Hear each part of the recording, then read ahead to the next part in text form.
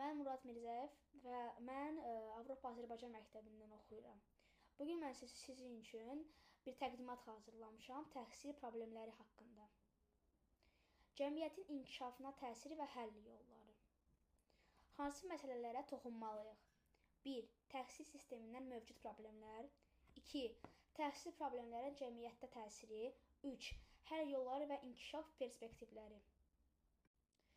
Təhsil cəmiyyətin inkişafının əsası və sosial-iqtisad tərəqindən təməl daşını təşkil edir.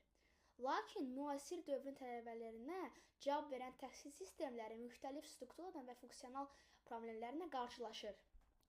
Sosial və regional bərabərsizliklər, köhnəlmiş tədris metodları və texnologiya ilə təhsil prosesindən zəif inteqrasiyası ən mühüm maneələrdən sırasındadır.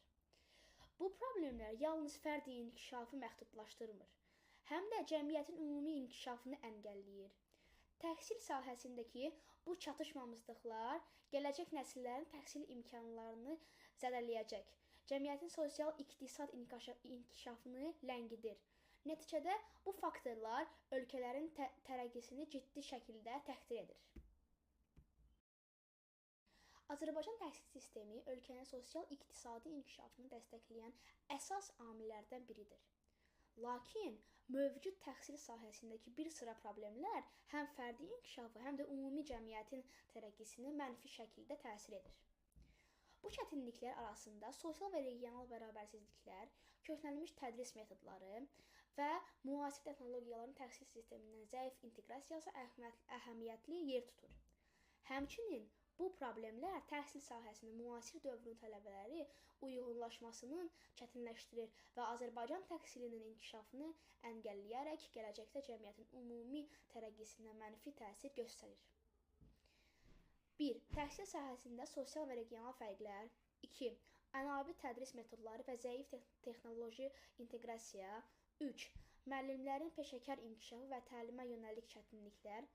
4. İqtisad və sosial əngəllər. Təhsil haqqı və resursları paylanması.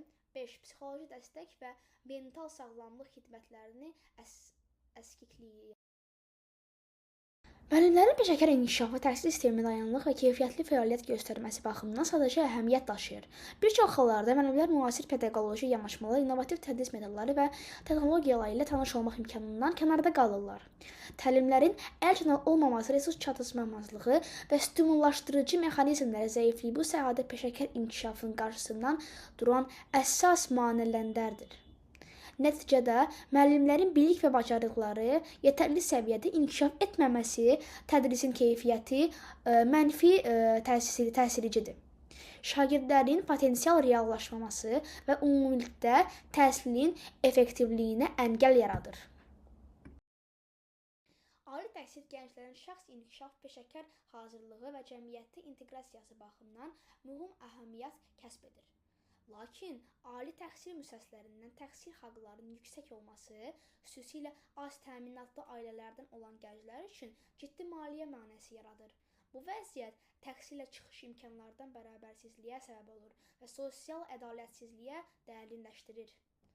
Maddi imkanı məhdud olan tələbələr ali təhsil almağa çətinlik çəkdiyi halda, yalnız maliyyə baxımından üstün durumda olan şəxslər bu imkandan tam yararlana bilərlər. Təhsil haqqının yüksəkliyi nəticə etibarilə sosial təbəqələşməsini gücləndirir və gələcəkdə cəmiyyət daxilindən iqtisad və sosial fərqlərin daha da artırılması zəmin yaradır. Təhsil müəssisələrində şagirdlər psixoloji dəstəyi təmin edilməsi onların ümumi rifahı və akademik uğurlarını baxımından vacibdir. Lakin mövcud təhsil sistemləri psixoloji dəstək xidmətlərinə məhdud olması və mental sağlamlığa yetərincə diqqət yetirilməsi tədris prosesinə, səmərəliliyinə mənfi təsir göstərir. Stress, depressiya və digər psixoloji problemlər şagirdlərin öyrənmə qabiliyyətini məhdudlaşdırır. Buna görə də psixoloji dəstək xidmətlərinin genişləndirilməsi təhsil keyfiyyətinin artırılmasına mühüm töhfə verir. Nəticə, həll yolları hansılardır? Bərabər təhsil imkanları yaratmaq. 1. Tədris metodları yenilənməsi və innovativ yanaşmalar. 2. Müəllimlərin peşəkar inkişafını təmin edilməsi. 3. Sosial və iqtisad əngəlləri aradan qaldırılması. 4. Psixoloji dəstək xidmətlərinə təkmilləşdirilməsi. 5. Texnologiya ilə təhsildə inteqrasiyası. 6. Ali təhsil haqlarının azaldılması və bərabər təhsil imkanlarının yaradılması. 7. Təhsil sahəsində tədqiqatların və yanaşmaların dəstəklənməsi. 8.